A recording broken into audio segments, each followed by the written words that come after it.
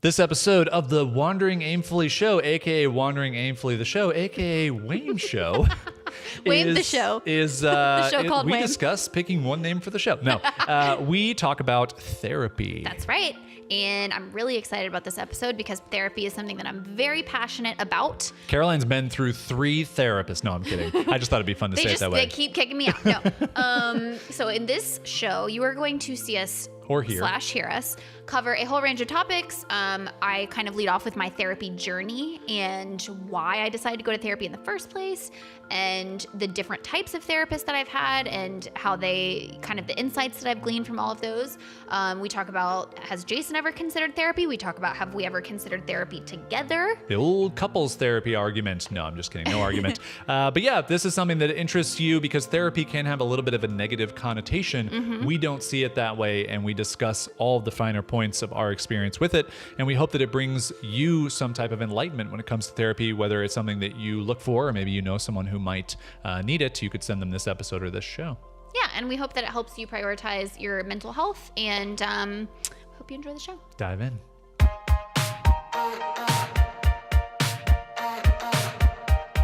Hey there, we're Jason and Caroline Zook, a husband and wife team who believes life is just one big experiment. This is the show where we share our journey as we figure out this ever-changing thing called life. We cover topics like running a business, traveling the world, and clawing our way out of debt, all with the hope of inspiring you to live, work, and create with more intention. Life might bring its twists and turns, but when you know who you are and what you want, you're never really lost. Welcome to Wandering Aimfully, the show. Let's just high five again. Feel that connection? Now, do you feel like our show is going to be therapy for other people? This show or our show in general? I think people are going to be like, man, they really talked through some stuff. I don't need to go to therapy now. What'd I do? Well, you were talking to the side of the microphone. You know how I get. Like over here? Don't do it. Don't do it. Now, do you think that you're going to think that you've gone to therapy because of this podcast? I feel like I've gone to therapy for many years. You haven't. Not because of this podcast. Although I really do believe... Wow, we're getting into it. Yeah, we're just jumping right in. I really do believe that 2 things have been instrumental for my journey, and 3 things have been instrumental. 3 pillars of my therapy. Number 1, choosing you as a life partner. Great choice. Solid choice. Keep The your best choice, applause really. to a minimum on the emotional applause support. Number 2 is writing. Has been incredibly therapeutic for me. And then number 3, I would say, is my own podcast, the Action Army podcast before this, because it was an outlet, you know, and I think therapy is very much an outlet, a vehicle for an outlet of emotion and discussion and things. Definitely. So, all that being said, let's dive into our episode here on therapy. Okay. Do you have some good hard-hitting questions that you want to lay on me? I don't know. Where do we begin? Tell me about your childhood. Well, You're laughing, but like I just came from a therapy appointment, so like yeah. I was talking a lot about my childhood. And where do we start? So maybe my first question for you, as the Yes. person in our family who has gone to actual therapy to see therapists, when did that start? Why did you do that? Great question, Jason. Thank you. Did you ever do it before we were together? No. Okay. No. Oh, and that's a bad sign. And honestly, I didn't actually. I'm thinking back now, and I didn't know anyone personally that had been to therapy, nor had my parents ever gone, or that thing. The closest thing I think I'd ever gotten was like when my parents got divorced when I was like very young in like kindergarten, and my mom got remarried. They like sent me to a guidance counselor and it put me through like your parents are divorce mediation or something, and we like read books about like blended families and things. Like it was super weird, and I just remember they were like dinosaurs, and I just remember like reading these books and being like, guys, like I know what you're doing. For me, I just watched the movie Blended. That was right. it. Well, That's we all I didn't have needed to that do. when I was 4, you know. Well, I didn't either. I just Now, years later I watched. I was like, oh, wow, that's what multiple it is. families. Okay, no, I but got that's it. really funny that I'm thinking about that now. I'm like as my 4-year-old self who was almost like, I see what you guys are doing here. Like, Yeah. I'm okay. Yeah. But So the reason that I started going to therapy, as you remember, was in 2014 when I had just started Made Vibrant in the January of that year. And around summertime, I almost seemingly overnight started having crippling anxiety. Like, couldn't breathe, felt every night like I had, like, I always described it like an elephant on my chest. Now, if you had an actual elephant on your chest, you'd be dead. I would die. You'd be 100% dead. But it kind of felt like that. Yeah. It felt like I could, like. Whoa, dramatic. I'm just kidding. And definitely, like, for me, it shows up a lot in my chest. And it was, and then I had the weird skin rash. Yeah. So that's actually where it was. So it was a combination of that chest feeling, but then also I had this really weird skin thing develop, which was bumps over pretty much my entire body. And I went to a dermatologist. They took a biopsy. They couldn't figure out what it was. And finally, after seeing a bunch of people, like going to a gastroenterologist, whatever, GI doctor, wherever you got your awesome socks from. Colonoscopy, which we call the colonoscopy socks. Endoscopy, different. The first form of therapy you ever did, colonoscopy. It was an endoscopy, and I wanted to make that very clear, very different. So in here, not in there. In here. Got it. Through Got there. It. Yeah. But anyway, and so I thought maybe I had celiac disease because sometimes skin stuff can be present itself that way. Nobody could tell me what the source of this weird skin thing was until I went back to the dermatologist, and she sat me down and she's like, we don't know the cause, but have any significant life changes happen in the recent, past? And I was like, I'm like, you mean just becoming solely responsible for my own income and my boyfriend firing me. Right, my boyfriend firing me from his business. You're like, what? No. Maliciously. No. And she was like, well, it's possible that some of this is your body's reaction to stress and to anxiety. And have you thought about seeing somebody for that? And it had never even occurred to me. I was like, what do you mean this could be in my head? You know what I mean? But I was at that point desperate to figure out what was going on with me. So I found a local therapist, and we were super struggling with money at that time.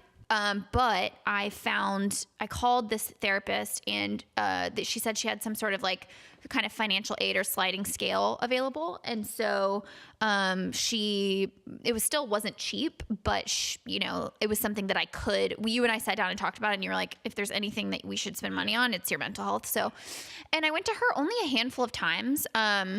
And we'll get into the differences in my many therapists. I'm now on my third therapist as we've moved and as I've grown. But as they've all just been can't handle you, they woman. can't handle you. We got to pass you. No, looking back, her methods were not my favorite. Looking back, she was a little bit clinical for my taste. And even I remember in her office, I sat in a very upright chair, and it just wasn't a super comfortable environment for me. But within just 2 sessions of seeing her, I remember feeling I felt a weight, I felt a weight lifted a little bit. Started feeling a bit of relief. And for anyone who's struggled with anxiety, that one of the very worst feelings in the whole world is when you start to spiral and you start to go, am I going to feel like this forever? And that I was really in that place of am I going to wake up and feel like an elephant has been sitting on my chest forever? And I can't speak to anybody else's experience, but I now know years later that it's not a forever thing, and it still shows up in my life in different ways. But that feeling of every day I can't think of anything else except for this new and foreign feeling that is affecting my whole life, I don't experience that level of, that anymore. So I think therapy from that standpoint has really helped me cope with anxiety. So that was sort of my first journey into it. Yeah. Well, there's a lot of little nuggets, to jump into here. Let's peel them back. One of the first things I would just like to get out of the way, if someone has listened this far and they're like, whoa, Jason's being a jerk. He's making a lot of offhanded comments about her therapy. I would like everyone to know that I think I've been the biggest supporter of your therapy. Are you self-conscious? Do you feel not so much self-conscious as much as I don't want people to think I'm a jerk about your therapy. Right, which you're not. Which I'm not at all. You've been very supportive. Yeah. In fact, I would even say one of the toughest points, I think, in our relationship was that time when, do you remember this? I remember this specific conversation we had in the parking lot of the Starbucks that was by Roy's in Ponte Vedra. And we were in there, and I just remember you were so not frustrated, but you were just so sad because you wanted to help me. Yeah. So that was so badly. Yeah. That was the next thing I was going to touch on. So you going through this first bout of anxiety, and probably not the first bout, if we're, you know, like, Yeah. I think you talked about this. Later on, you've realized you've encountered this before. Yeah.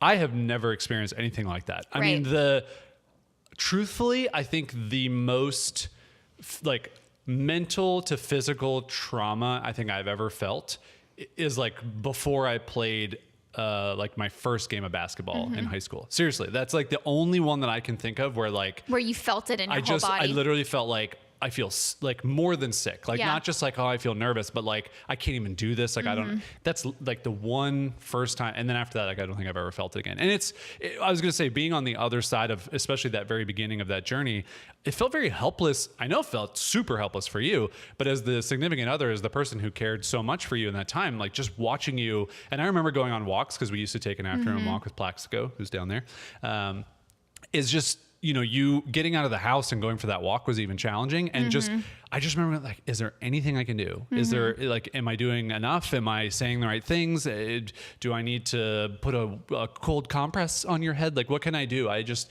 know how to handle it. Yeah. And I remember too, on the other side of things, it becomes a layered thing, right? Because number one, Not Laird Hamilton. Okay. Surfer? Yes. Cool. Sports. Kept the coffee Nailed it. Kept the coffee in my mouth. But it was super layered, because on the one hand, I'm feeling this sensation, or having this awareness of anxiety for the first time. I'm seeing how helpless you feel. And then I start judging myself, because I'm like, I want to get out of it as badly as you want me to get out of it, or I want to help myself as badly as you want to help me. And then feeling bad for you, and then realizing, oh, also your needs weren't being met at that time. Like, you were literally propping up the household more so than you already do. Needs, if you know what I mean. Gross. Laundry. Laundry. Babe, this is a PG-13 code show. word, laundry. All the viewers now are going to be like, guys. I picture like the emojis. Yeah, like, we're all doing laundry this week. That's kind of funny. But like, that was really hard, of being like, knowing that I wanted to be there for you also, and like be a full participant in our relationship. But at that moment, it was more important for me to like turn inward and just say, give myself permission to like not judge myself in that. And I remember also a thing that helped me in those early kind of like figuring it out anxiety things was like, if I can just, I call it, this is a weird metaphor for it, but I call it stop the bleeding. If I can do anything to stop the bleeding, which means to me, it's like, I don't have to fix it right now. I just need to stop from spiraling. You know what I mean? So I don't need to concentrate on like digging myself out of a hole. I just need to concentrate on not digging myself further. And for me, the only thing that helped with that was just, it sounds overly simplistic, but telling myself, this will get better. Every time in my brain, because especially at night before I'd fall asleep, I used to dread falling asleep, because that's when my mind would like really race. My mind would inevitably spiral to those places of, I will never feel the same again. I will never be normal Caroline again. I will never experience what it's like to just walk around and not have this feeling. And then I would just go, no, I will get past this. I will figure out a way to cope with this. And like I said, as simple as it is, just even if I didn't believe it in that moment, just not allowing myself to go there, kind of like quote unquote airplane quotes. Throwback.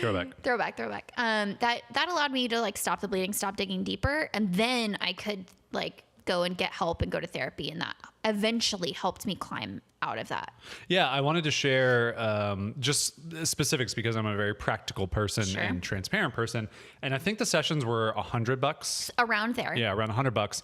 And that for us at the time, like, we were just super strict budget, trying to spend no money at all. And even that felt like a big expense, especially I think when it's something where it's an unknown. You know, it's like, is this going to work? And it's kind of weird as a society. It's almost like we give a financial pass to medicine as we know it, like pills especially, and going like, okay, well, I'm gonna spend $100 on pills, these are gonna work because it's proven.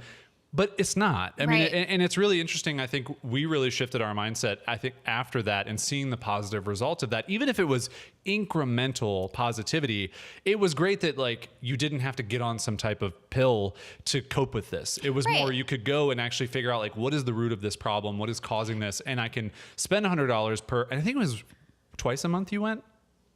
Because I don't think it was weekly at that time. It definitely wasn't weekly. Yeah. Maybe we made it twice a month. Yeah. I only think I went to 3 sessions, but I want to make it really clear, and it's important to me that I don't judge anybody for going on medication for some type of mental illness. Yeah, I mean, I think that's definitely a very personal journey. Completely. And I'm a very big proponent in like biochemistry, and like I don't want to begin to know the intricacies of the chemistry that happens in our brains. I have 3 medical science degrees. Yeah. We can go back to a previous episode to remember what those are.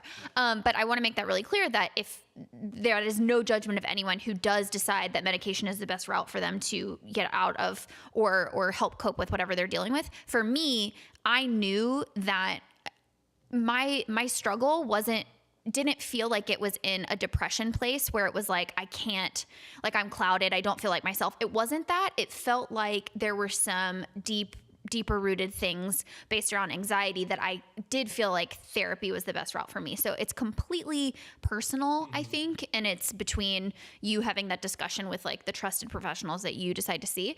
But I wanted to try and see if I could work through some of the deeper rooted stuff and not go the medication route. And that's just because we try to stay away from medication in all aspects of our life and just see what can I do to heal my body naturally. And if I need intervention at that point, then I can use that to step in. So anyway, that's my soapbox of like medication. So that was the first time you tried therapy. Yep. And then, so I only went to her a handful of times because it was, I believe, because then 2015 we moved. Yep. And so, which is kind of interesting because there was a transition both in life again after that. So it was, you started Made Vibrant, my business shut down. We had a lot of uncertainty. Mm-hmm. The anxiety popped up. You started going to therapy.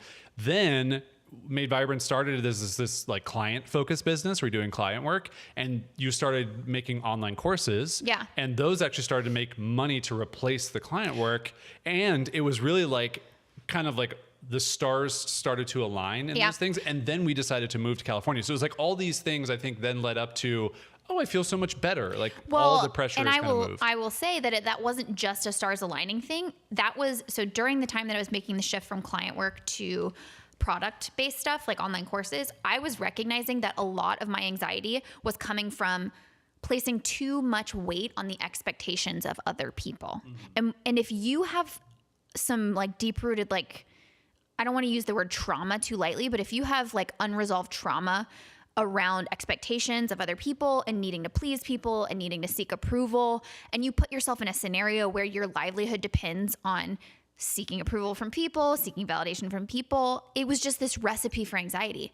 And I remember having this thought with myself where my instinct was to be like, no, I need to get through this. I can't just, opt out of client work because I'm like too sensitive for it, And I was like, that's bullshit. Yes, I can. Yeah. Like the whole reason that I like have decided to take this route in life where I get to choose my own job is for that purpose. Exactly. Like to put myself, I think Kristen Bell always puts it like to maximize happiness and minimize suffering. And like, there's no. Our friend Kristen Bell. Right. Like, I don't know if you guys know her, but like Kristen and Dax, haven't invited us over for a while, but, and so I love that contrast because it was like, I don't need to put myself in this like suffering place just to prove something to myself or power through or anything. I was like, I can just, maybe I could get better at this if I stuck with it for 5 years, but guess what? I'm not willing to suffer for 5 years. So it was a very conscious choice for me. And yes, so the stars aligned piece was that at that moment I did have, once I placed an effort on trying to get an online course going, it did sort of pop, and then I was able to make that transition, and then we moved. So that was definitely coming out of that dark place. But I did that, and people who are in that anxiety place can make choices that can put themselves in a better place to heal, I think. And that's about taking ownership. And when I said stars align, I really meant like we created the alignment of those stars. Completely. So we are the masters of the stars. We are the star masters, as you know. Rewrite the stars. Super anal retentive Jason thing. Just side note, can you slide that plant back just slightly? Because it's bouncing. What's it doing? The pillow is pushing against it. And babe. The pillow's pushing it? I know. When I do your close-up, it's just going to be like vibrating and distracting. And it's going to hurt your feelings. Yeah, it's just going to make me... Do we think I'm going to knock it over? No, I don't think so. If you push from the base down there, you should be all right. From the base. Yeah, Push from the base. From the ace of base. Slap at a base. Yeah. What? Yeah, you kind of need to go backwards more than you need to go that way. This is very important that everyone sees how we handle these things. Yeah, that's the money move right there. Now, how do we feel? So, success. And we're back at it. So we moved to San Diego, and in that time, you probably didn't see a therapist for I didn't. Because 6 months to a year. 6 months. 6 months. Because we only lived in Poway for a year, and I started seeing her when we lived in Poway. Who'd you start seeing? I started seeing, so my second therapist, I don't even remember my first therapist's name, to be honest. My second therapist, her name was Vivian. No, we don't know. And Jason affectionately nicknamed her The Vivster. The Vivster. So every time I would come home from The best part is when you think of the person in your mind, when I say the Vivster, you think like young, effervescent, exciting, hip. That was not the Vivster. Well, she was all those things, but not in a young person's body. But so she wasn't all those things. She was vivacious. She had great energy. But she was gray-haired and older, correct? Not gray-haired. Oh, I thought she said she was gray-haired. Oh, in my mind, I always pictured her as gray-haired. Oh, that's funny. Yeah, that's why the Vivster was even funnier for me. I was living a whole different story. I don't know how old she was. Maybe in her 70s. Maybe in her late 50s. 104. Anyway. Maybe in her late 50s. All right, so you saw the Vivster. Vivster was great. She was so at that point, I had only been with that first therapist, and she was my first, experience in understanding how much a therapist matters. It matters who the person is. Now, let's also talk about, before we get to you seeing the Vivster, why, were you feeling good enough that you didn't need to see anybody, and then you just started feeling bad again? Or what was the catalyst? I will tell you exactly what it was. So we lived with Clay and Julia. Yep. So we were living with another couple. When we moved to California, our first place we rented. Right. And I recognized that in living it with close quarters with other people who weren't as comfortable as I am with you, it just, conversations and things would hold up a mirror and show me things about myself that I wanted to dive deeper on, if that makes sense. And I found myself, my main reason for going to the Vivster was around a lot of social interactions. So I was having a lot of social anxiety. I was finding, because we did a lot of stuff with them, and they were very well connected, so they would have people come over to the house all the time, and we would do dinner parties and things like that. And I started recognizing some of these patterns I would get in with social situations. By the way, all the time is once, maybe twice a month. So dinner for parties? us, for us. Yeah. But I'm just saying, setting the stage. But we had dinner every night, the four of us. Yeah. I'm just setting the stage for people to be like, oh, I see people way more than that, or I see people way less than that, so that they can kind of equate, what does that mean? Anyway. Maybe not important. It seemed like a more social living situation. 100%. It was actually the most social living situation ever. 200% increase? 200% increase. Yes. I'm really bad. 100% increase. Dang it. Sorry, babe. I'm still bad at those. So that was my reason for going to her. And she just had this different energy. It was much more, I think this is a California thing too, super intuitive.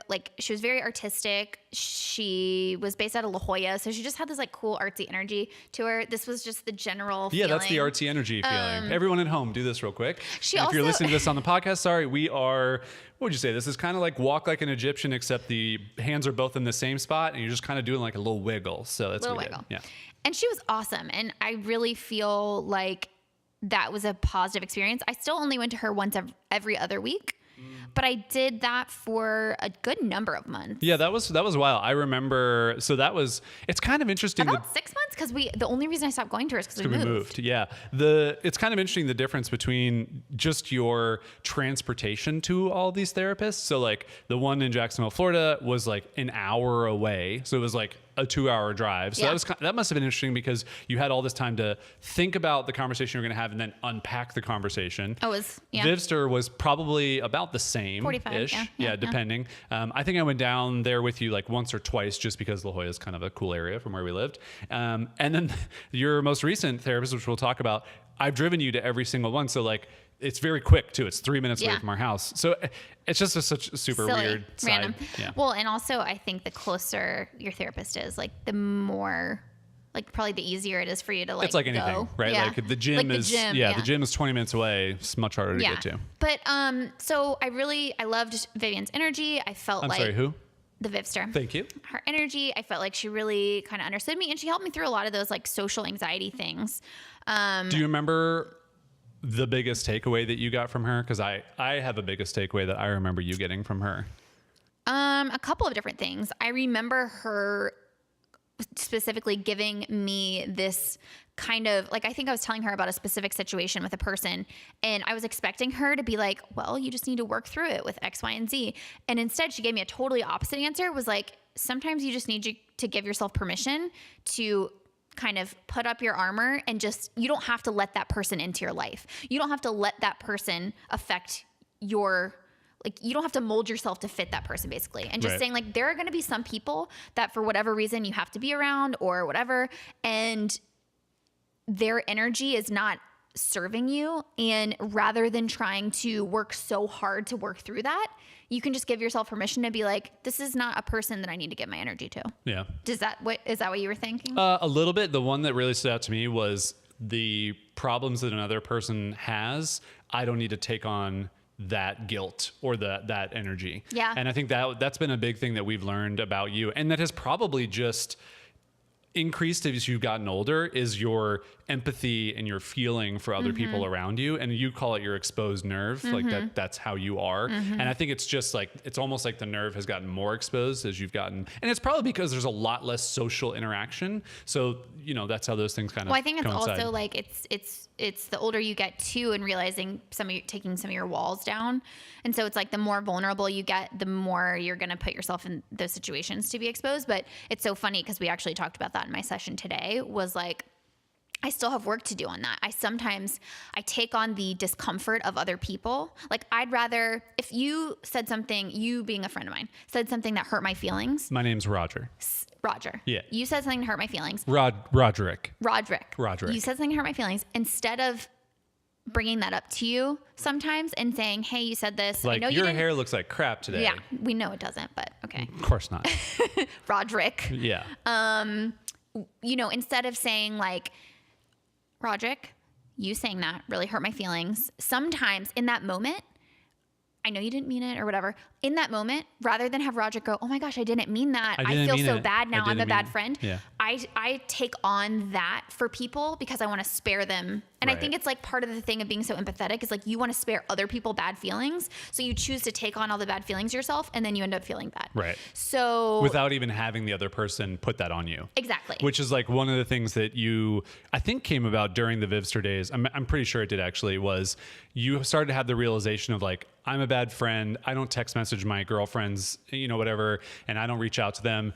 And I think she brought up to you, well, do they reach out to you? Right. She did this beautiful thing with me where she made me realize that I choose to see all the best and give all my friends the benefit of the doubt in any given scenario. But I assume that it doesn't go the other way. Like, I always, in that time period, at least I've gotten better at this. In that time, I would basically like assume that friend was going to think the worst of me, not the best of me. So that was a huge realization for me as well, is like, okay, I could just externalize myself and go, if I was viewing myself as a friend of myself, which sounds super crazy, would I think to myself, oh, you know, give myself the benefit of the doubt, or would I think the worst? So that really helped. Another thing that the Vivster taught me was sometimes in taking that on for people and in trying to do all the work in an interaction, you're actually robbing that person of a growth opportunity. So like, you're actually not even giving them the opportunity. And this is something we talked about today as well. You're not even giving them the opportunity to go, oh, I'm like really glad that you brought that up because I needed to see that about myself or whatever. So the Vivster era was like social interactions and social anxiety. And I've gotten so much better at that. And I also learned a lot about not trying to hide who I am. Like, I used to have this insecurity about being a super sensitive person, and sometimes we'd find ourselves in talks with friends or whatever, and somebody would say something that hurt my feelings. And Roderick. And I would try to kind of like dust it off or play it off, and then it would make me feel even worse because I was trying to hide something rather than just saying like, shoot, that really hurt my feelings, you know? I was going to say boundaries as I adjusted myself in my chair. Your own boundaries? No, I think you learned through going to the Vivster your own personal boundaries of what you needed. Mm-hmm. So like, we would be in a social group or whatever, and instead of after that, let's say like friends left our house, and so we still had Clay and Julia who were our roommates, instead of like forcing yourself to stay and hang around with them, even if it was like, oh, we're gonna have dinner, you're like, I have to go be on my own. Yeah. Like my batteries are depleted. Yep. I need to go and I even felt for me, like I started to learn some of that stuff from you in the same way that like I would feel it too, of like, hey, we don't spend time with a lot of people. We don't have all these social dinner parties. I need some time to myself too. And I'm talked out. Like I've, spent too much time doing this. So an interesting thing too with that is she was the first one who introduced me to the Myers-Briggs. I mean, of course I had heard of Myers-Briggs before. Which is a paint. So what are you thinking Sherwin-Williams, Myers-Briggs, Bear, Myers-Briggs. You got it. You were looking for it, Benjamin Moore. Benjamin Moore, thank you. I was looking for it. Your brain, and it existed. your brain was like Sherwin-Williams, Bear. My brain is like, get the files, get the paint name files. So which shade of white are you? Off-white. Just straight off-white. Okay, I think I'm eggshell. I'm eggshell. Sorry. What if I'm eggshell? No, you're off-white. You already said I'm it. bone. You're mother of pearl. How many shades of white can you name? Teeth. Bone. Oh, teeth? Gross, man. Gross. Who? Benjamin Moore's teeth. Some paint company needs to do that. That just gave me an idea of like, I want to start like a parody, like DIY home improvement account where I'm just like, I painted my foyer with Benjamin Moore's teeth. Yeah. Everything's a body part. Yeah. Anyway. No, Myers-Briggs is all about the personality types. And so it's the 4-letter kind of delineation. And I had never actually done what do they call it? A questionnaire, quiz, whatever, test. Like in life? You'd never done a quiz? Assessment. That was the super clinical word I was looking for. So I did that. And then at the end of it, I discover that for anyone who's wondering, I'm an INFJ. And I am You are an ISTJ. Cool. And we always say that in these assessment tests that there's probably a thing for me because I'm the person who hates taking the test. That's right. So there's like an immediate, here we go. He's an ISTJ. And you and I are both pretty evenly split on the E extrovert, I introvert, but we both skew slightly more introvert. I would say me more than you, but anyway, that's why all the recharging your battery stuff like resonated with you because I think we realized that, you actually, can get drained. You do have a battery. And a heart. We're going to get to me. Don't you worry, everybody. If you're thinking or listening, you're like, wait, we haven't talked at all about Jason. And so that was a huge eye-opening thing for me. At the same time, I also read Susan Cain's Quiet. So I was just going to ask you this. Sorry that this is jumping ahead. Myers-Briggs was helpful. Super helpful. I was just going to say, if you want to throw out there while we're on this topic before I forget, what are the assessments that maybe you would recommend people to take to learn more about who they are, how they respond to social situations? Is it one or would multiple help? I mean, I started with the Myers-Briggs and I think some people are going to resonate with certain ones over other ones. I liked that a lot. I felt very seen by the results of that being an INFJ.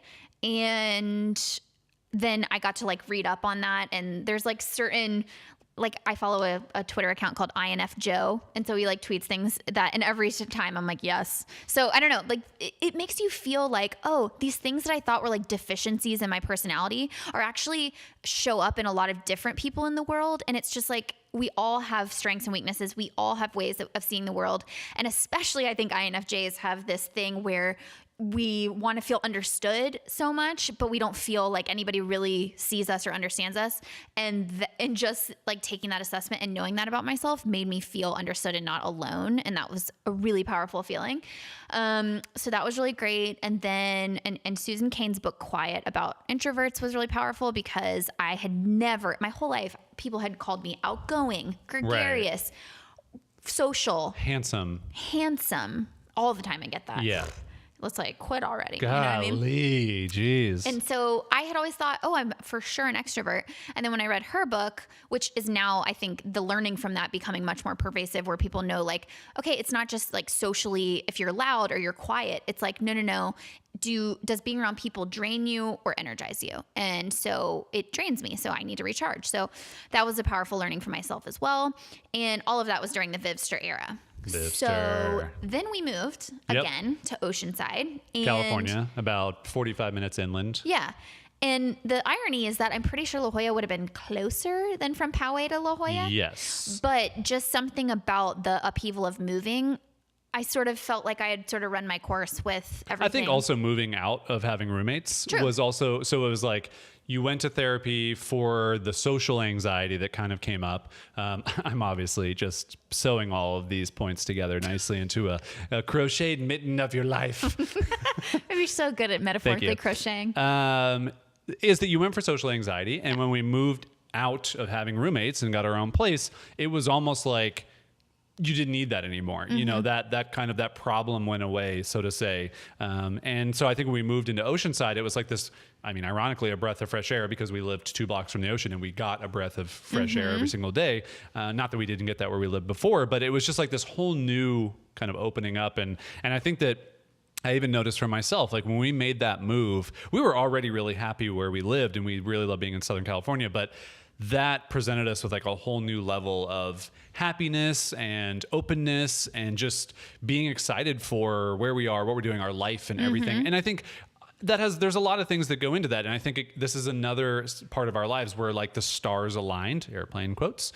And we made those stars align. So like we chose to not live with roommates for another year, which we easily could have done. They probably would have wanted to do it, but we were like, this has run its course. You know, we've done it. We had fun.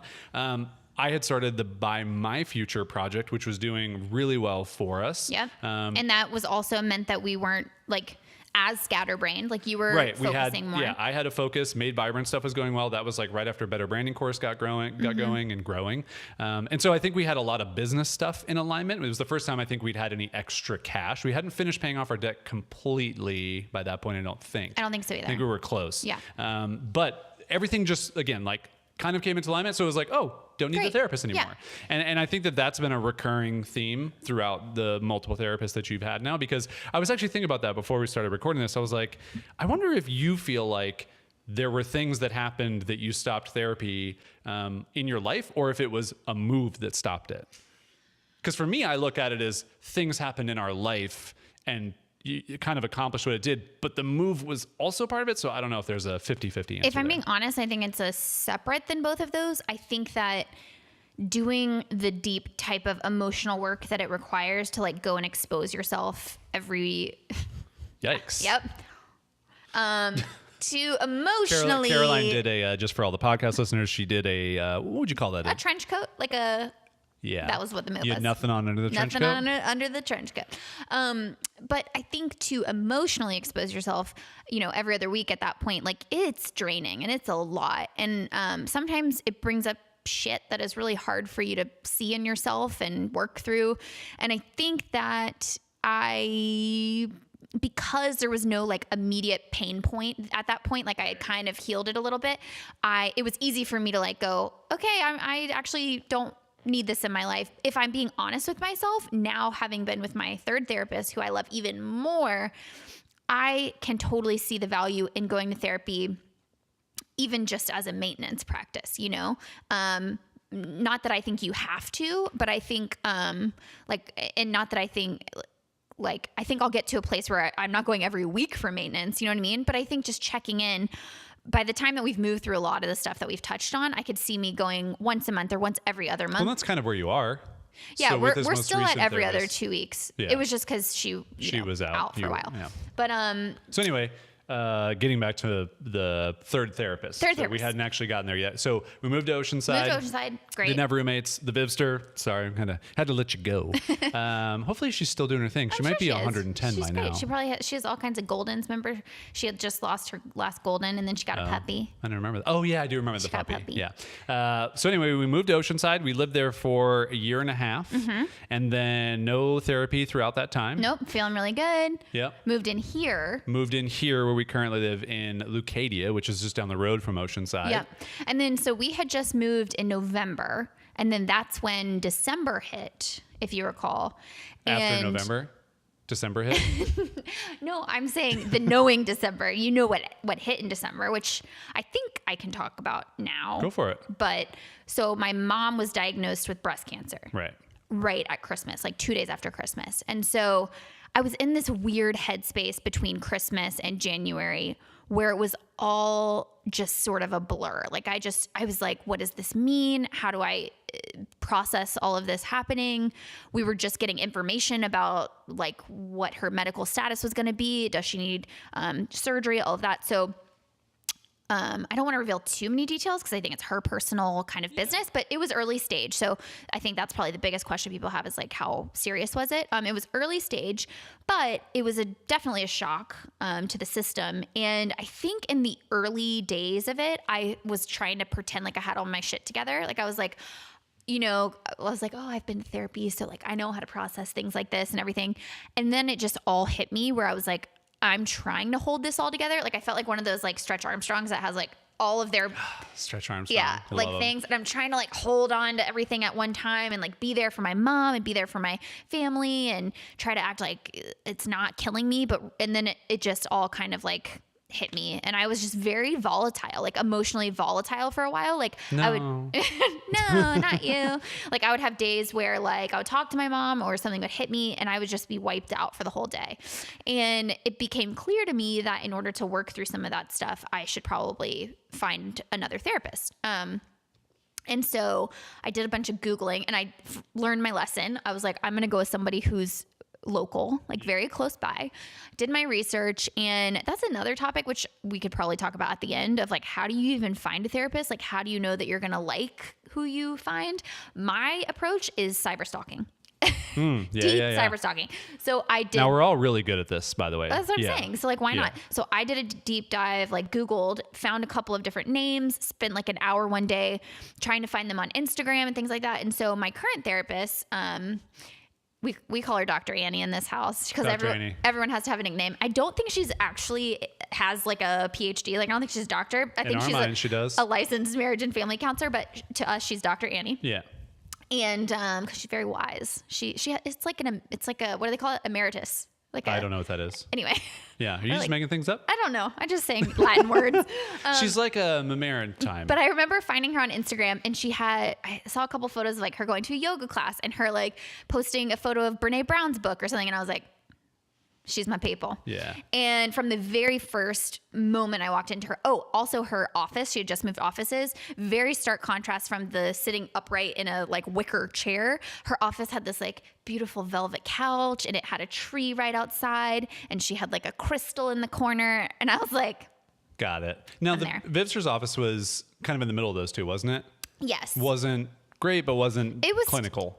Exactly. It was much more comfy. There was like, it was very similar, like a couch, very anthropology vibes. Huh. She would always like make me tea. Same with Dr. Annie. She had a puppy around. Puppy, which was great. Great for therapy. So I just got good vibes, and I'm telling you, vibes matter when you choose a therapist. And so from that very first session with her, I felt like she just got me. Like, and she's also, as it turns out, we figured out a highly sensitive person. So for those of you that don't know, there is research to show that there's a designation. It's called HSP, highly sensitive. It's called HSP? HSP. Yeah, I got that. Highly sensitive person. And you can read up on it, but that was another like big thing that I read about in Susan Cain's book, Quiet, where it started to click for me and go, oh, okay, this is potentially, I've thought that this flaw in my personality of being super sensitive was just me being super weird. And it's like, no, this is how you're wired. You, as you say, are an exposed nerve and you pick up on the energy of a lot of people. I mean, as I said here, but I was not the one who said that. That was you. Right. You're the one, which I'm sure I probably read. Let's not give me credit for diagnosing. I was going to try. Nah.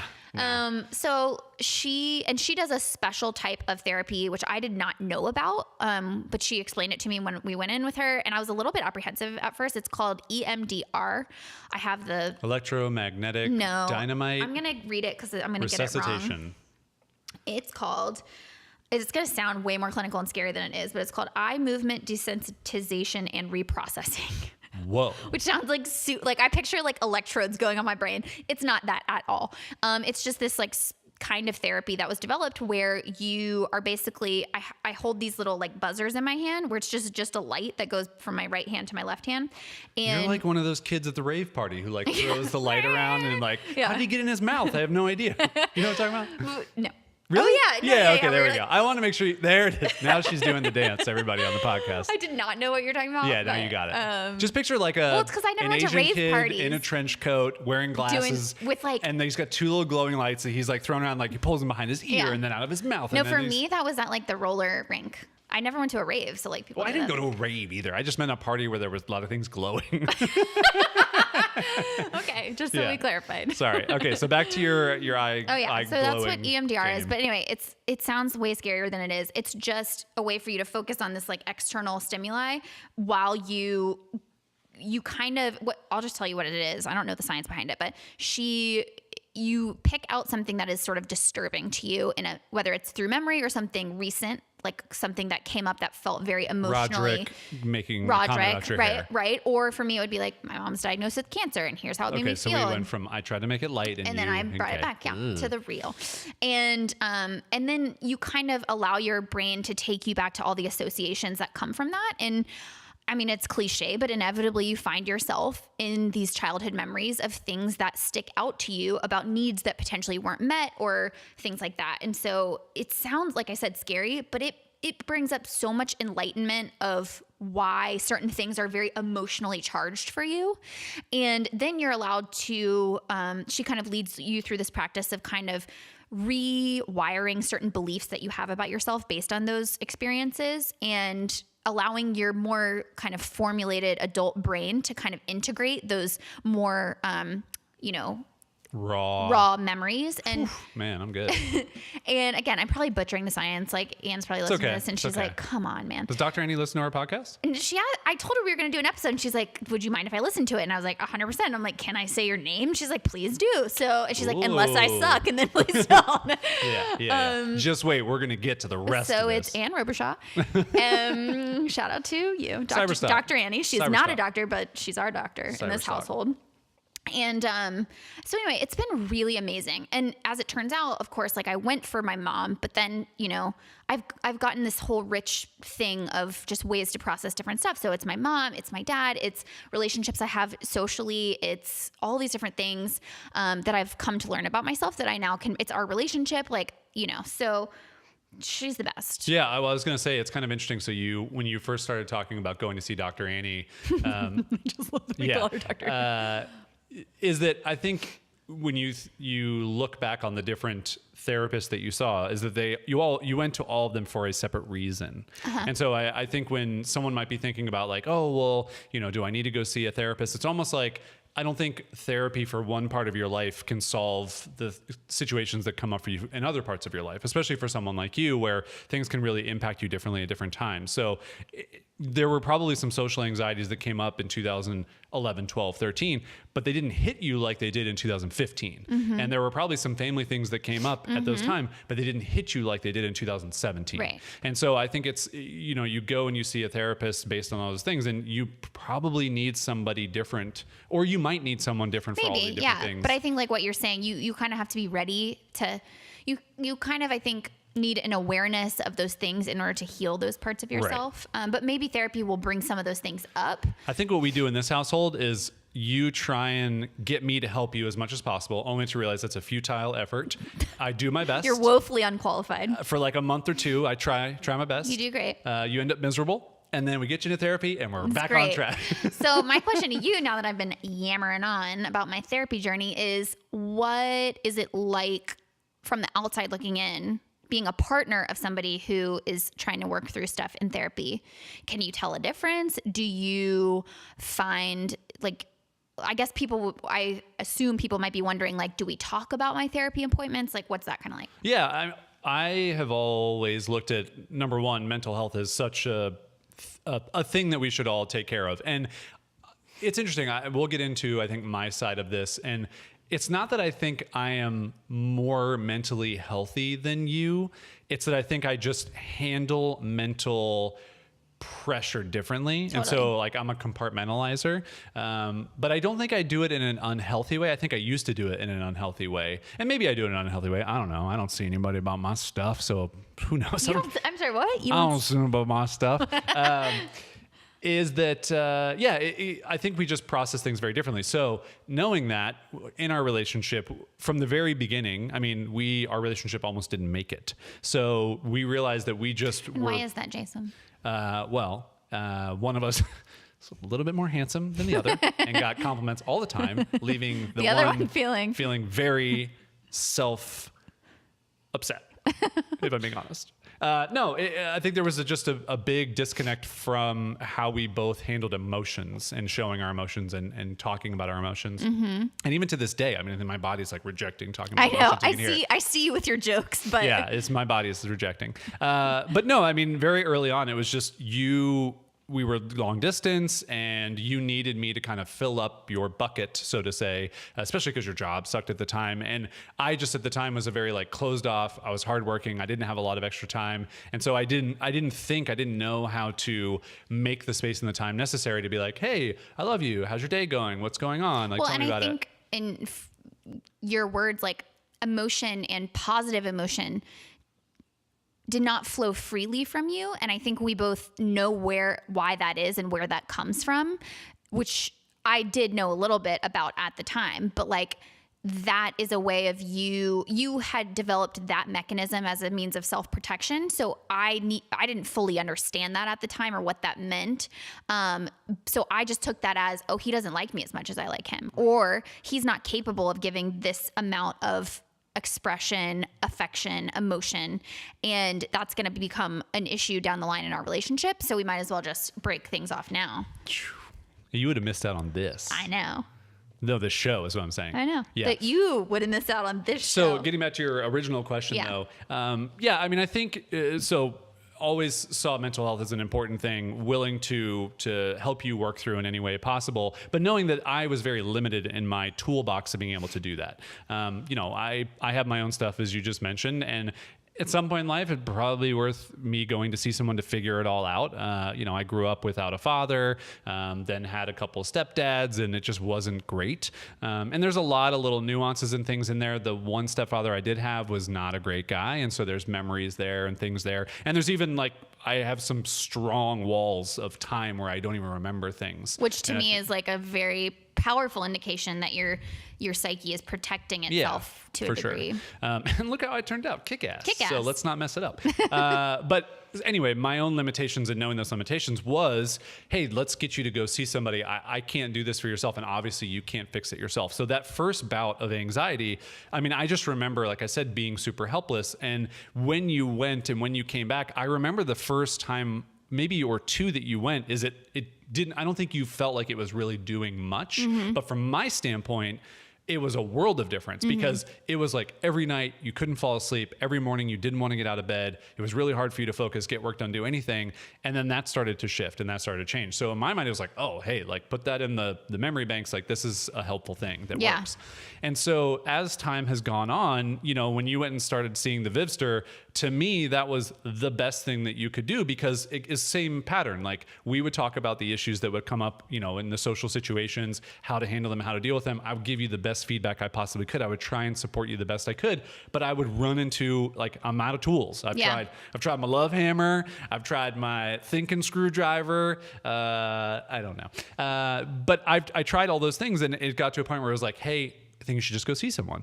And so I think even now with Dr. Annie, the stuff dealing with your mom and that type of stuff is like, I mean, I even have my grandmother had breast cancer twice. My mom had preventative breast cancer surgery, but I wasn't there for either of them, during that time. And I don't mean that to be like I was a jerk and I was away. It was like I was too young when my grandmother had it, and then I was at college. Yeah, and I just think it's a different experience being like a mother and a daughter is just different. Yeah, for sure.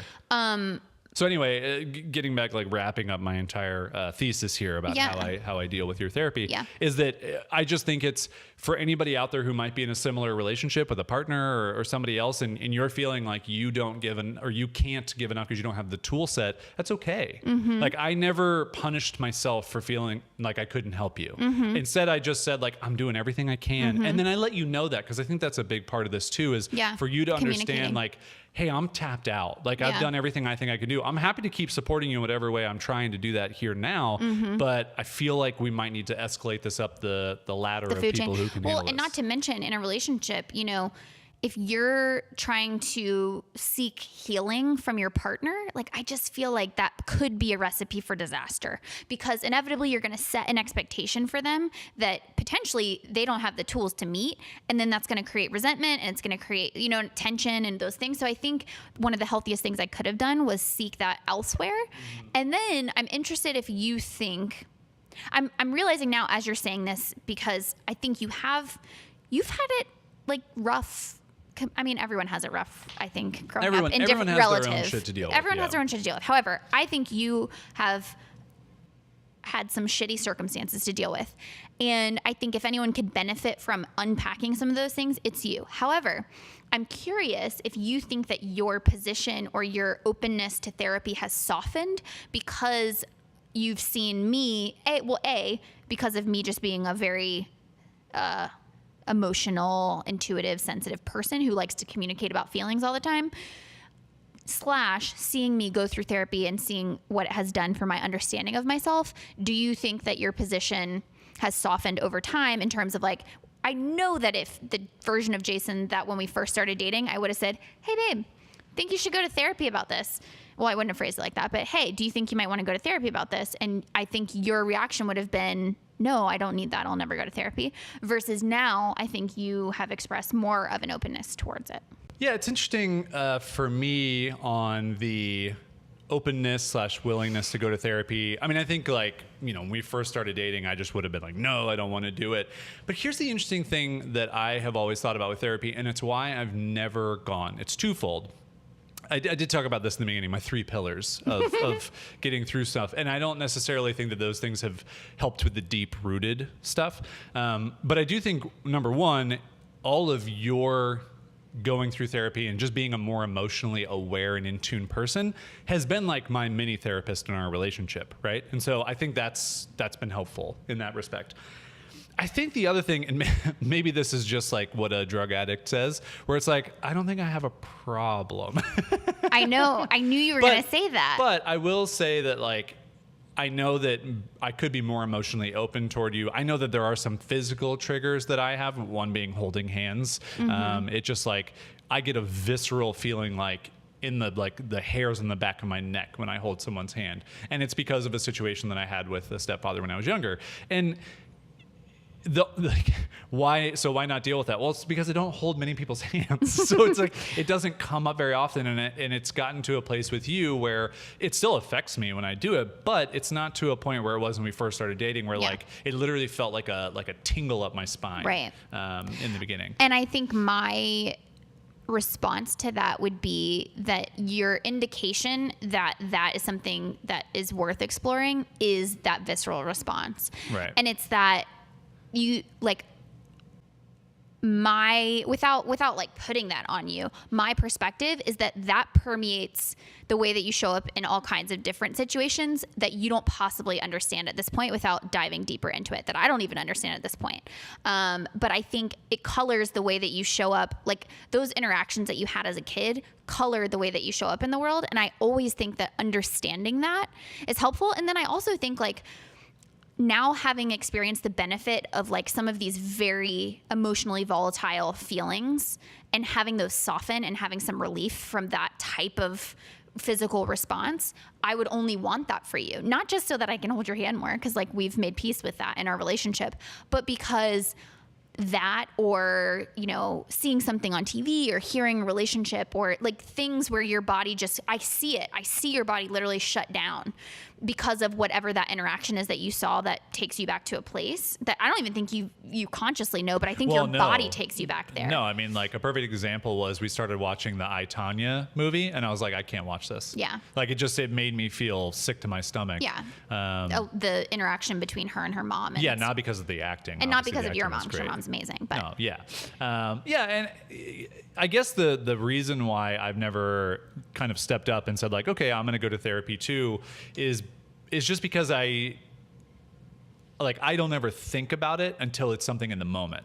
Whereas the difference between how you have always handled this is like, it affects you on a constant basis. These things don't affect me, but in a moment blip.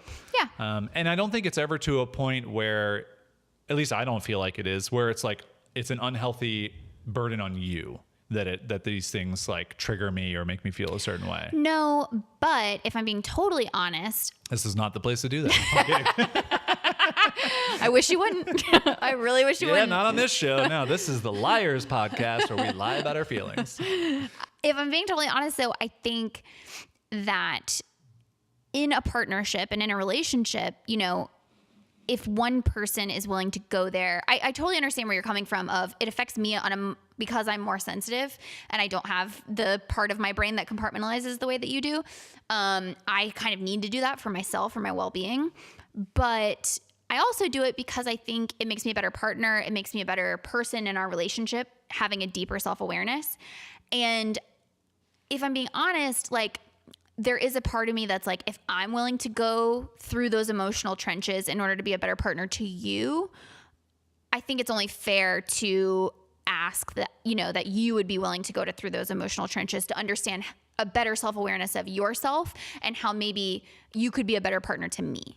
Right. I mean, the only unfortunate part of this is that we don't have it in the budget for. So sorry. I thought you were going to be like, the only unfortunate part about that is you are not correct. Sorry. It's just not available in the budget right now. I will not. What am I willing to give up? Doesn't sound like much. No. No room in the budget. I will say, though, probably, I wonder when we first started talking about couples therapy. Well, that's what was my next topic. So we haven't been to couples therapy yet. Right. I would say I've brought it up on multiple occasions. More than I have. Mainly because I'm just like, God damn it, I can't handle more therapy. Is that we have had some discussions or some recurring topics that have come up specifically related to the original root of the difficulty in the beginning of our relationship was me not being able to be emotionally enough for you at certain times. Not enough. Just, I think it's the love language Just not thing. Quite as There. much as I need. Just not what I want ever.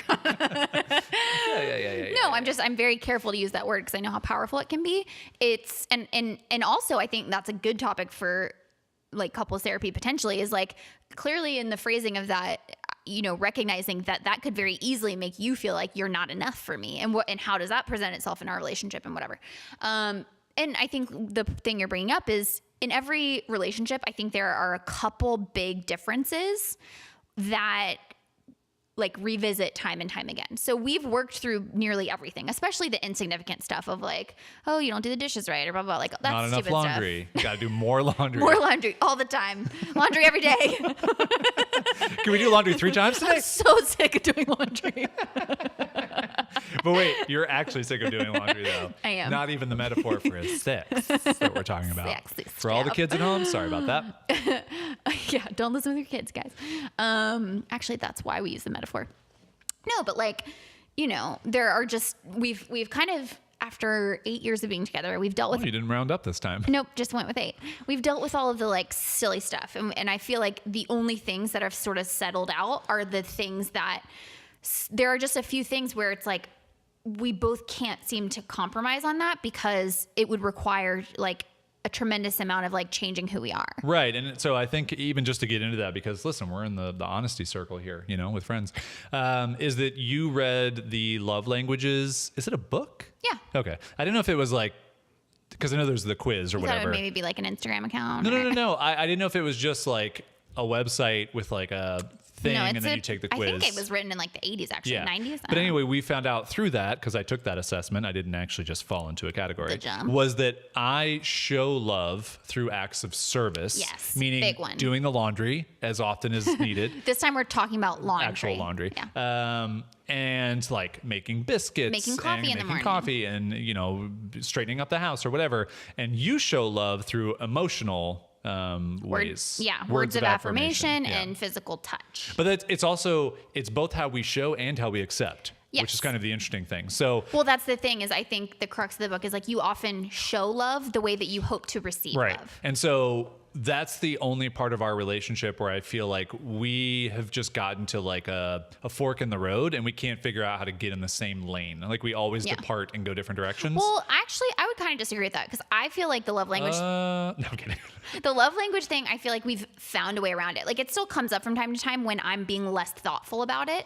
Both of us, I would say it goes both ways. Like, I mean, I think everything's your fault on this podcast. We're realizing.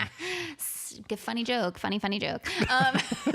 No, like when we're both making an effort. So when I'm thinking about it, I will go out of my way to try and be more thoughtful and do acts of service, knowing that you'll like that. And I will even say that a lot of times that happens to revolve around like a birthday or a thing, and I wish that I did that more often, not on like a special occasion or whatever. And I know that it takes effort for you to say like, oh, I'm going to be more loving I'm going to give more physical affection to Carolyn more right words now. of affirmation. More words of affirmation. Because in my mind, and I think this is the hilarious part, and this is what we've run into, is like, you'll do the dishes, and you do the dishes more often now than you used to. But like, it used to be like one time a week you would do the dishes. I'm just giving an example here. It's a broad example. Don't get upset. I'm not upset.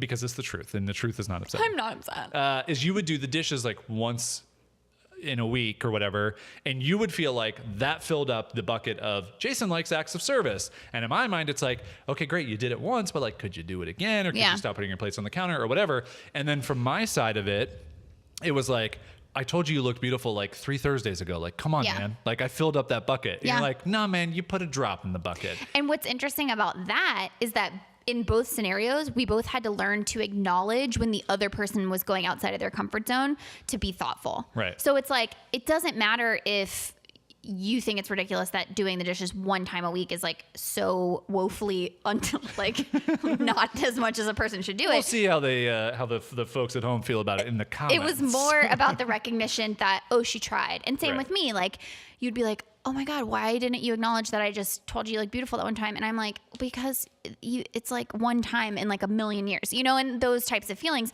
rather than, so basically both of us had to learn to stop looking at the glass half empty and look at it half full and just like make positive reinforcement that the other person was trying to meet each other where we were. This like turned into less about couples therapy and more about love languages, which I think is interesting. Well, I think it all relates. Yeah, it does. Yeah. So anyway, if we come back to couples therapy, so do you see couples therapy on our horizon? Well, it's so funny because this is our pattern. I think we've brought it up like 3 times now where we've been like, should we just go to couples therapy and like work because it's this at out? this point, it's like, it's for preventative. Exactly. It's not like we think we need it because we're at an impasse. It's like you said, like we've worked through everything. We may have this one thing, especially with the love languages, that we've figured out how to navigate. And maybe it's not perfect, but it's so much better than it was.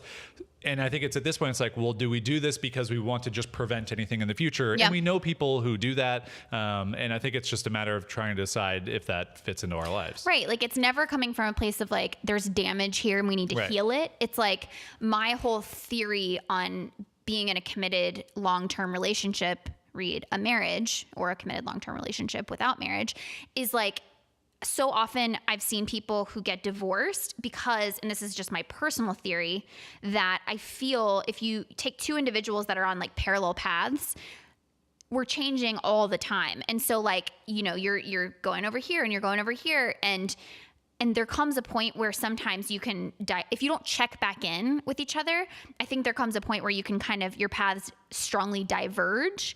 And so I think that a lot of divorces come from the fact that without checking back in, those 2 paths have gone so far apart that there's just no repairing. There's no coming back together, like the growth has grown in separate directions. And so I think part of the reason for therapy is like keeping those parallel paths that are ebbing and flowing and growing just sewn together, and like understanding where each person's changes are coming from, understanding where each person's evolution is coming from, so that you can hopefully grow together and make space for each other to change. So that would be the reason for therapy in my book, would be to make sure, first of all, to talk about some of these stalemate issues where we just seem to like, we often find ourselves in a conversation where at the end of it, it's like, okay, well, you just wanted me to be honest with you and this is how I feel. And then it's like, well, you just wanted me to be honest with you and this is how I feel. And those 2 things are different things. Yeah. So that's, in my book, that is a stalemate. So I'm not going to acquiesce just to brush it under the rug or to make it okay. And you're certainly not going to do that because that's not your personality. I'm just saying my inclination would be to be like, oh, I'll defer to you. But I have learned that is not a good, healthy thing either. Right. So anyway. And I would say that just for the folks at home, it's not that I always present myself as having the answer to defer to either. No. Right. Not at all. I just all. wanted everyone to just take a moment. No, not at all. It's just you sometimes are more comfortable in sitting in that. And my people-pleasing qualities can sometimes mold to that in order to, again, take on that discomfort and just kind of take it on myself. But anyway, so what happens is, though, I feel like in seasons of like stress. Was that sneezins? In seasons of stress. When we're sneezing. And I think the last conversation that we had, this was like March, April. 5 days ago. 5 days ago. Yeah, months ago. Probably a couple months ago, where we kind of, again, found ourselves in one of these long conversations. And at the end, it sort of arrived at, okay, well, should we just get a couples therapy to like talk this out?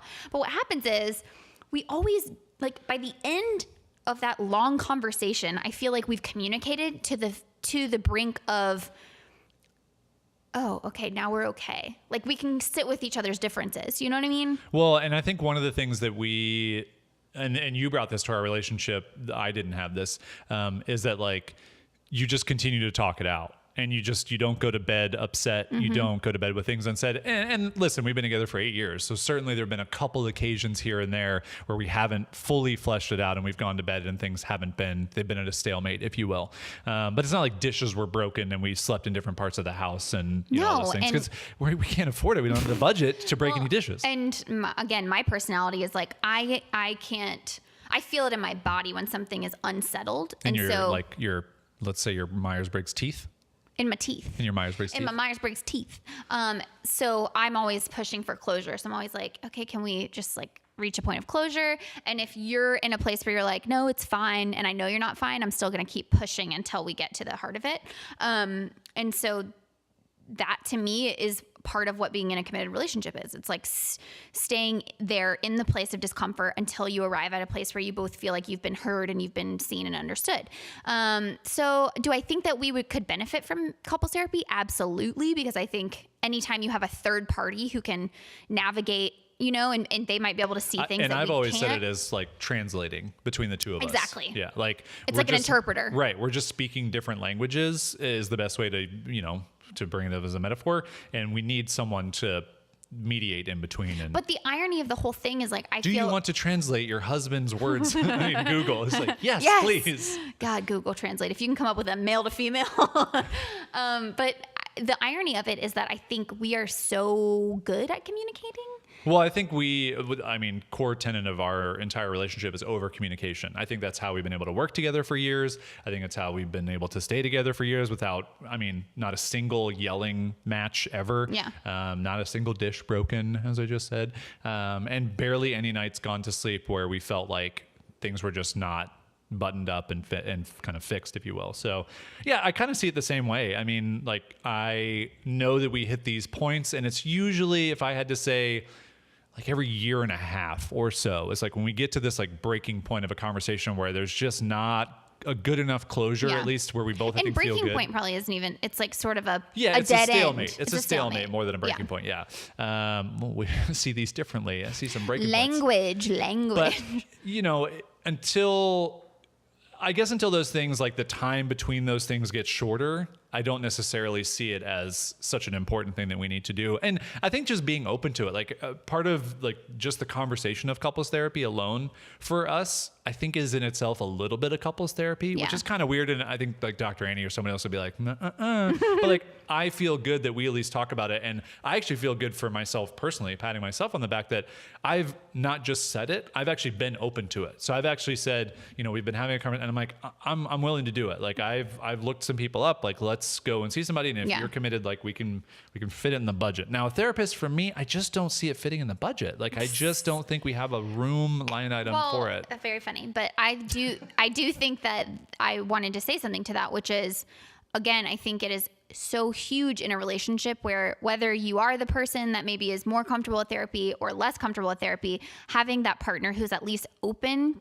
to it, that in itself, I feel like has such a healing power because you feel like that person is equally committed to keeping your relationship strong. So that's my view on couples therapy. I as we're sitting here talking about it, I'm also like, down the road before we have kids, also, it just might be a good idea because I think before you bring humans into the world, like having imagine if most parents went and had some and just ironing stuff out before you, and that your values are 100%. I mean, our values are 100% on the same page, but I mean, even the way that you I should probably be able to like love a child, I'm gonna be so jealous when you do love our child, and I'm gonna be like, why don't you hold my hand? I went to therapy with our kid. Father-son therapy. Okay. I think that's all the things we wanted to touch on. We have some questions from the audience. Yeah. which is kind of fun. Caroline put up a story on Instagram, and if you follow us on Instagram at Wandering Aimfully, sometimes we'll ask for episodes that we're going to record. And Caroline asked about this topic specifically, which I thought was interesting to kind of hear what you guys, people who follow us, would be interested in hearing us talk about. I think this one's kind of interesting regarding therapy. This is driving me nuts, guys. What is I it? know we're an hour into the episode, but What happened? your mic is just up too high. Oh. It's not going to change the sound. It's just the way that it looks at it. It looks like your little kid, like, I'm talking to my microphone. My feet can't touch the ground. Yeah. Katie Linder asked, how much do you share about this publicly, and how do you set boundaries regarding sharing? So like therapy stuff or boundary stuff. I think that goes for every person. I mean, obviously this is probably for me more than you. I think that goes for every person. I heard this great quote from, I think, Glennon Doyle. Mahatma Gandhi. One and the same. Einstein. Who said, people ask her often, how do you know what to share like in your writing? And she always says something to the effect of, I'm probably going to butcher it, but I share from a place of like a scar, not an open wound. So this idea that like once you've been through it, once you have time to process it, once you feel a little bit more objective about something, as I have with therapy, I couldn't have like done this conversation in February when I was first started going to Dr. Annie and my mom's sick and everything. And I haven't even shared very much about my mom's journey with health, because I do feel like some of that is it's her journey and it's her ownership over that. And so I've kept that sort of more private. But once, with a little bit of distance, once something has healed over, I feel like you can share about it. And as far as like sharing just the topic of therapy, I remember just the word itself having a hard time coming out of my mouth early on. Like, I'm going to therapy, I'm seeing a therapist. And the more I shared with people, this is another reason I'm so passionate about this topic. The more I shared, the more people started coming out of the woodwork saying, I go to therapy. Right. I have trouble with anxiety. I've struggled with depression. Like, you guys, this is not some type of like defect that we all have. It's that we live in a hyper stressed, hyper stimulated, crazy society where we have this thing called consciousness, which allows us to like be in our heads all the time, overthink about our existence and existential crises and all these things. And it's hard being a human. So like, I think more people need to talk about it. I'm happy to be one of those people who talks about therapy, because if it helps other people feel empowered to go seek help, I want to do that. Yeah. No, I mean, I don't think therapy should be a bad word. And I think it's like, I mean, I'm obviously very practical and analytical. So I look at it like in the same vein as I look at debt and money. It's like, if more people talked about debt and money, guess what would happen? We would all be so much less insecure. We'd all be so much less embarrassed. It would just be a better topic of discussion for everybody. And I think mental health and therapy, like, it's just such a weird thing that we have this negative connotation when someone says like, oh, you're going to go to therapy? And like, yeah, I'm celebrating that I'm taking care of my mental health. Like, we don't give people a weird side eye when they're like, oh, I'm going to the gym. Like, I'm going to work. It's like, yeah, we get it. Like, you should exercise your body. It's the same thing. Like, you exercise your mind in this way. So good question, you're going to Katie. start going to therapy? It's not in the budget. I'm sorry. We're going to cut the YMCA. We're going to cut physical You just health. said it was like that. So let's see. I hope I say this right. Danam Ray says, or Dana M. Ray, not sure. What differences have you found between insights in biz coaching versus therapy? And I think this is an interesting question, because I was just thinking about this today. Neither one of us have really done intensive business coaching. Never had a business coach. But have you ever had a business coach? No, but I do think that they're different, because I was just thinking, especially because this session today was a lot about my own personal struggle with like achievement and external validation and being good in school as a way of protecting against my vulnerability and feeling weird as a kid because I was so sensitive. And I think if you struggle with productivity or needing a push to follow through on things or make progress in this work that you want to do, I think biz coaching is good for motivation. However, I think that therapy from like a licensed therapist is very different. And I think it's so much more about emotional healing. I think business coaching can be that way, but I struggle to direct people only to that, because sometimes you can run the risk of thinking that your emotional wounds are going to be healed by you just doing more or being more productive or being better in your career, when really it's like, those are external metrics. Those are things that you want to accomplish, but true fulfillment is not going to come from achievement or accomplishment. It's going to come from allowing yourself to feel truly seen and understood for who you are and truly loved for that. Yeah, I mean, I think that there are stages in this where if you're thinking about getting a business coach, maybe you need to check in with yourself. And this is just my personal opinion of like, do I need a business coach, or do I have life stuff that I need to sort out that's causing my business to not do the things I want it to do? And I think that like very specific example with you, where when you were trying to start your business and you were having this like crippling anxiety and feeling all this pressure, it's like, that's not you don't need a business coach to get through that. You need someone to help you get through the mental, physical side of that. Yep. And so, yeah, I mean, we can't speak from an experience of having business coaches and knowing what they can solve the problems of, but I totally agree with you. And I just personally believe, I even had a one-on-one call today with someone in our community, and it's that the foundation has to be taken care of first, because you end up being a leaky bucket. And you can do all the business stuff that you want, but if you're not fixed and if you're not at a good place, guess what? Money and more customers and all this other stuff is not going to make that stuff all magically better. Yeah. Or maybe there's people out there that are like licensed therapists that have moved into business coaching. I don't know. But somebody with a background in that type of work, we would recommend it no matter what, though. Helpful. This one is from a Wildflowers Journey. Ooh. And she said, I just learned I have PTSD from a traumatic season in my church. Steps to get healthy and healed. So I don't have personal experience with PTSD. However, I would like to share that I do know that the specific type of therapy that I've been doing with Dr. Annie, EMDR, one of the main sort of benefits of it is that this type of treatment is used a lot with people who have PTSD. So I know just from my own, like, I think Dr. Annie calls them little T traumas. So it's like, I didn't ever experience a capital T traumatic event in my life. But there were all these sort of like little moments that I still get triggered from. And so that is what EMDR has helped me immensely with. And the best way I can describe it is that certain situations bring about a visceral response, like make me sweat or have a heaviness in my heart, or my heart starts racing, these different things. And in being able to go back to basically take a target event where something like that is happening, to trace it back to my childhood or the thing that I'm relating it to in my brain, and to reprocess that has been immensely beneficial for me. And so you can follow that same logic for anyone who's been through a capital T trauma in their life.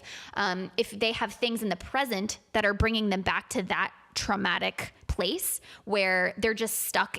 Like, I think Annie also describes it to me that, Who? Dr. Annie. Thank you. I think actually she goes by Ann. I don't know if anyone calls her Annie except for us.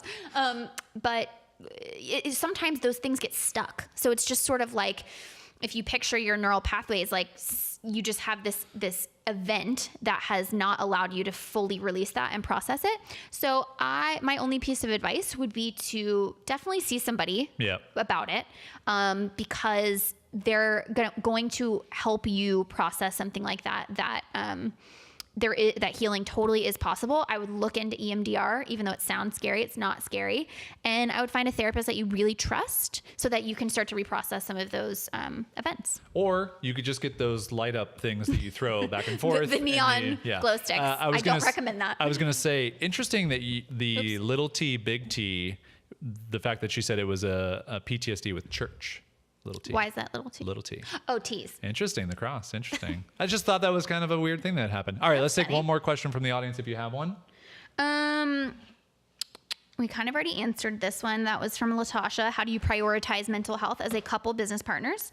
So I feel like we covered that a lot.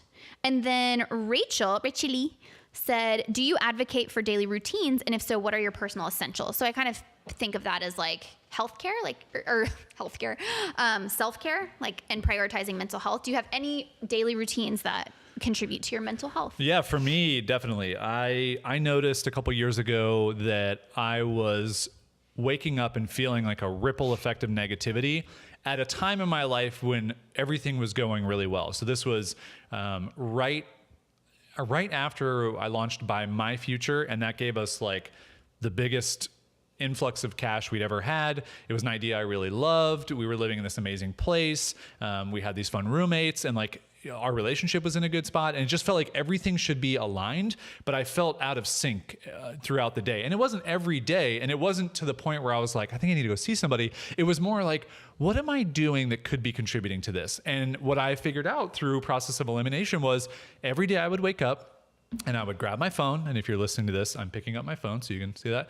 I would swipe it open. I would look at little red notifications, and I would click to Facebook, and I would click to Twitter, and I would click to email. And I started my day every day reacting to someone else's feelings, experiences, and I was letting all this into my life, and it was causing not an immediate negative ripple effect, but just throughout the day, I just felt this fog. Yeah. And so what I started doing was just taking a break from my phone, taking the apps off my phone eventually, turning off all the notifications, and starting a morning ritual that I actually took control of how I started my day. Yep. So no longer would I start and wake up and react to something. Instead, I would choose to do something that provided me happiness. Yep. And so this for me was, I would make a pot of coffee. I would handcraft a cup of coffee. So I would boil the water. I would grind the beans. I would measure everything out. And it became this little meditative practice with no technology. And then I even started reading Calvin and Hobbes in between it, because I was like, oh, well, I want this to be like happy and fun. Mm-hmm. And so that brought like this joy into my life. And because that's what I wanted. I wanted to start my day off with joy instead of this kind of reactionary thing. Yeah. And then I allowed myself, after doing that for a little while, to go, okay, like it just was a little weird to like get immediately out of bed and go and make coffee. And I really at that time had started to enjoy Instagram a lot more. So I was like, I'm going to give myself 5 to 10 minutes of Instagram on my phone, because I'm not a robot and I actually want to look at my phone. Yeah. And there's nothing reactionary in there for me. It's right. just beautiful photos. So that for me, it solved that problem almost immediately, because I removed this negative start to my day that created a ripple effect, yep. not a necessarily immediate effect. And I've just seen the benefit of that for years, and I continue to do that, some like similar version routine. And I'll even find, interestingly enough, on some days when, like, let's say there's not much new in my Instagram feed because I haven't looked at much, or if I go to the Explore page, and now the Explore page is a little bit of a shit show. It didn't used to be. And I'll see something that doesn't feel right, or it's like, I get like weird things, like, I don't know, like a car accident or something in my feed. And I'm like, I didn't want to see this first thing when I woke up. And it's like an immediate thing, like shut my phone down immediately, go and do that, open up Calvin and Hobbes, like find a happiness moment for me. So yeah. And like take that control back in your day. Yeah. And I think you starting to do that really trickled over to me too, where I was like, oh, I can be intentional about how I start my day too. So it looks differently for different seasons. Like right now I'm in a season where I get up or I also do the Instagram scroll, but here's the way that I wake up. Are you ready for it? I'm a very slow person to wake up. I love my sleep. I can't even just open my eyes. That feels too abrupt. So I pick up my phone and I go to Instagram and I scroll with one eye open for approximately 2 to 3 minutes. And then that feels like I can gradually open my other eye. I'm not even looking. It's just pictures. Yeah. But like Jason said, there's nothing calling to me that I need to respond to. I don't comment. I don't look at my comments. I just allow my brain to start functioning. And then my lovely barista husband has coffee waiting for me. So I go get my coffee.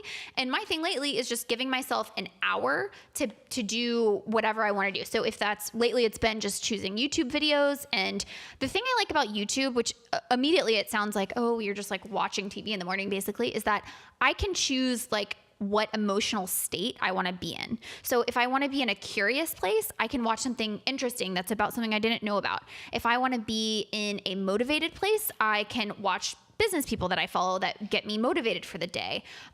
If I want to I need to prioritize my health more, I can go follow like some random crunchy hippie granola person who lives in Hawaii, which I do very often. And I'm like, I'm going to live on a farm, whatever. And so that may not be the right thing for everyone. Like some people might find that too distracting or they can't get out of it. Having that 1 hour where I can sip my coffee and just, like Jason said, find joy, find something to stimulate my brain to set me up on a good day.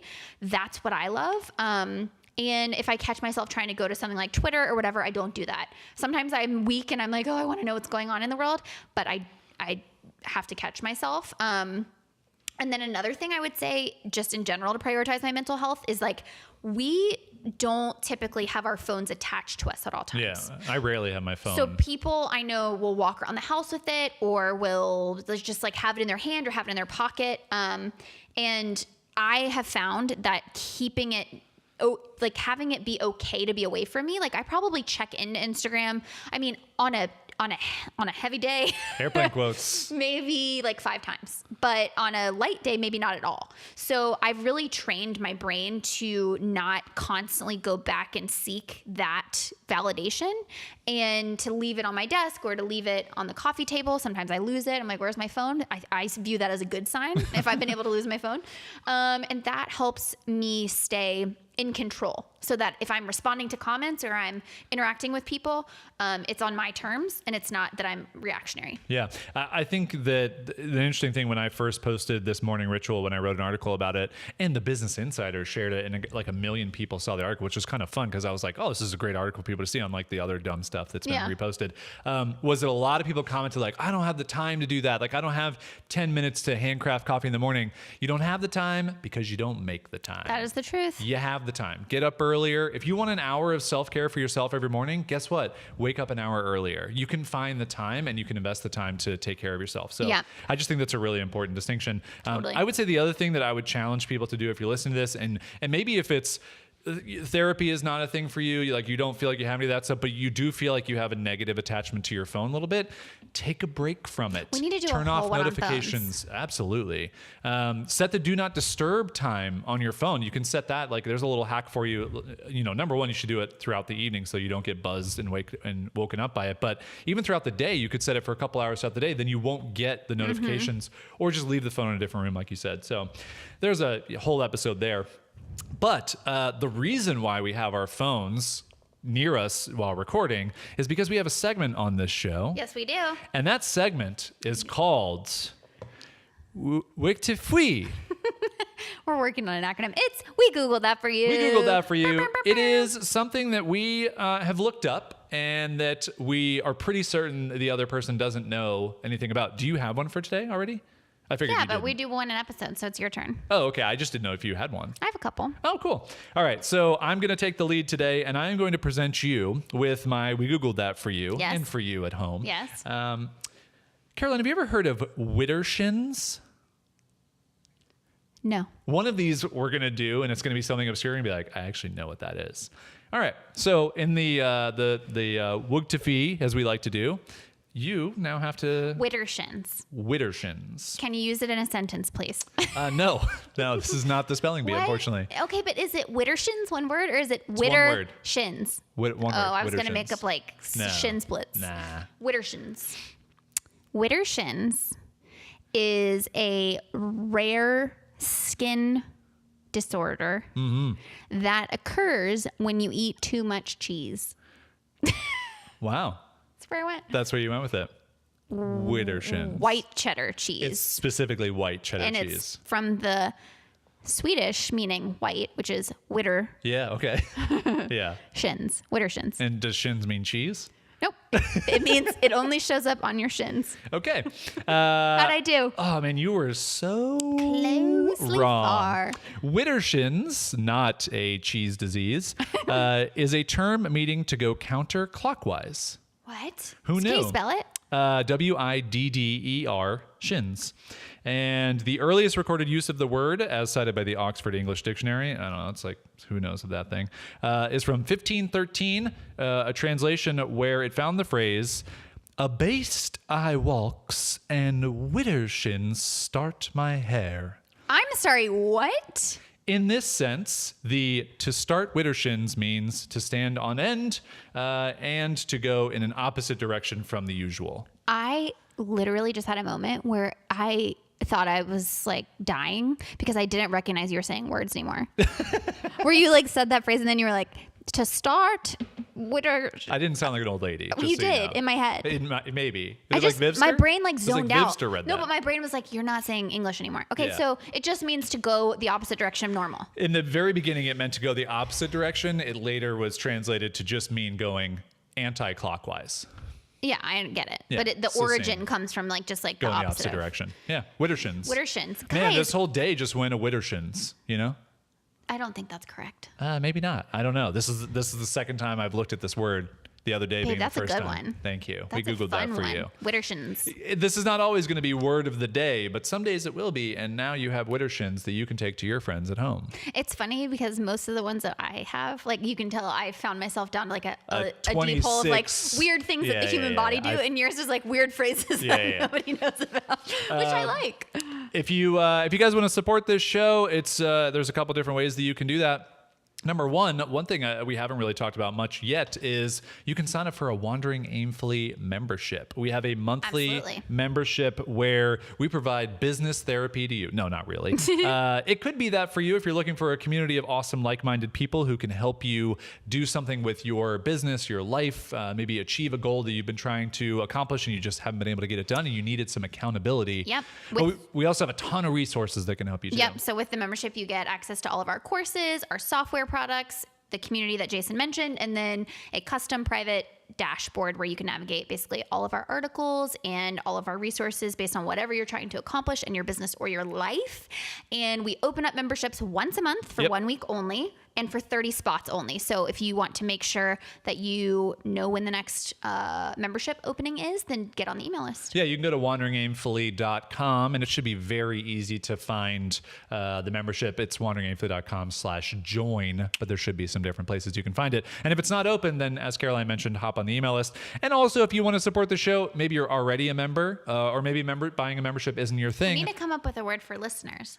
We'll let that happen. Yeah. Naturally. Leave a review for the show wherever you listen to it. Apple Podcasts, iTunes is probably the best place to do that. And we do a fun thing with our reviews. We will send you a postcard reviewing your review. All you have to do is leave a review on iTunes or Apple Podcasts, take a screenshot, email that to us, hello@wanderingaimfully.com. Make sure to include your mailing address, and we will send you a postcard, a physical postcard in the mail, actual mail, because we're weird people and we do weird things. And I'm not going to lie to you. Yeah, your review will be better if you give it 5 stars. Yeah. I mean, obviously, like anything less than 5 stars, we're not going to count. No, I'm kidding. Just kidding. Thanks so much for listening to this episode. We hope it was helpful for you. We had fun talking about this. This is a discussion we have had a lot as a couple, but not really ever had it in a public forum in any way. So I had fun exploring some things. I had a great time. Sorry that the budget's not going to work out. It is. We're going to find that money somewhere. Sorry. Jason's going to go to therapy. That's what I learned from this episode. Okay, bye. Bye.